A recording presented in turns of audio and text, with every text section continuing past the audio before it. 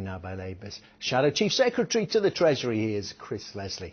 And a very good morning to you, Mr Leslie. Now, first of all, I want to pick up on this because you wanted some straight answers to straight questions. I wanted it too about Conservative spending and taxation plans. And the Chancellor seeming to rule out the issue of putting up cutting the 45p higher rate. He said he had no plans. Well, look, it was interesting, wasn't it? I just heard the Chancellor, and it was 2 years ago that he decided it was a priority for people earning over £150,000 a year to cut that rate of income tax from 50p to 45p, even though the deficit has been considerable.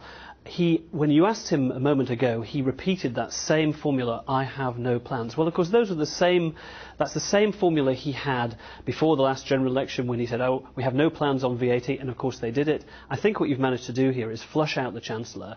Their priority is always about helping the very richest in society. Since that tax cut was made 2 years ago, if you were earning £1 million a year, maybe not on your salary, but if you were earning £1 million a year, you've had a tax cut of £85,000 in value. Now contrast that with what's been happening with the rest of the population who've seen their taxes rise by £1,100 that's the point a you year made on average. But let's just look around. You know, the VAT pledge which we did get from the Prime Minister a couple of weeks ago. Aren't Labour just thrashing around here for something to scaremonger about? And, you know, the Conservatives have ruled out putting up VAT unequivocally. Now you're landing on this. Well, I think we're trying to find out what the Conservatives' priorities are. I mean, we know they've set out their trajectory for spending cuts, which go way beyond what's necessary to deal with the deficit. They've got their ideological desire to shrink back public investment. Now, the question is, if it's really tenable that they're going to take the knife to public services that much, I think the public will resist it. And if they're not going to do that,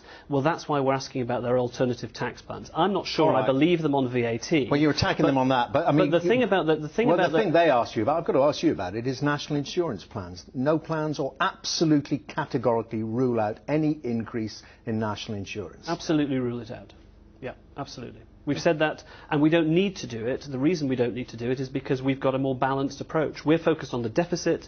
They're focused, the Conservatives are focused very much more on getting to that excessive, extreme surplus that they want because they have a desire to shrink back public spending. And it's a different strategy now. We believe that we can deal with the deficit through a combination, yes, of some spending cuts, fairer tax changes. That's why we've said, that's the austerity side of things, the spending cuts. Well, it's not. I think we don't need to go down the route that the Conservatives have gone. Their cuts are going to be twice as deep over the next 3 years as they've been over the next 5. On page 16 of the Office for Budget Responsibility document in the budget, you'll see the graph is very, very steep. They talked about that roller coaster, if you remember, going over that edge. We don't think that is necessary because we would put that top rate of tax for the very richest back up to 50p. But, I mean, I think that's a big contrast now. We know that the Conservatives believe in trickle down. They think that magically helping the richest a lot of people are going to be percolate down to everybody else.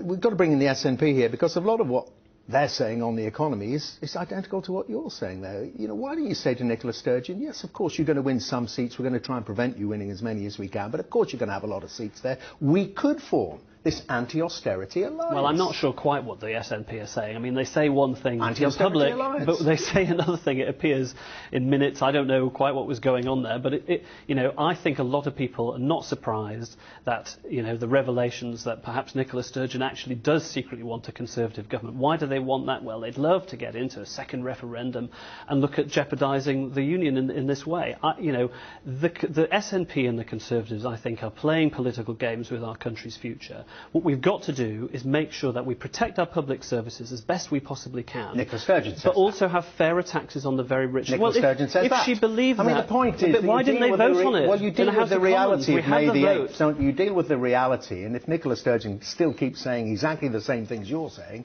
the electorate are going to say, well, why don't you get together in some way, shape or form? No, we've ruled out a coalition with the SNP. Well, and we don't believe... many other ways. We don't believe in doing that with them because they believe in totally different things and breaking up the the United Kingdom. We don't believe in that. But obviously, I'm hoping we will have a Labour government. We will put our programme before the House of Commons. Even if we can get Liberals, Conservatives, whoever it is to vote for that programme, we'd like them to vote for that.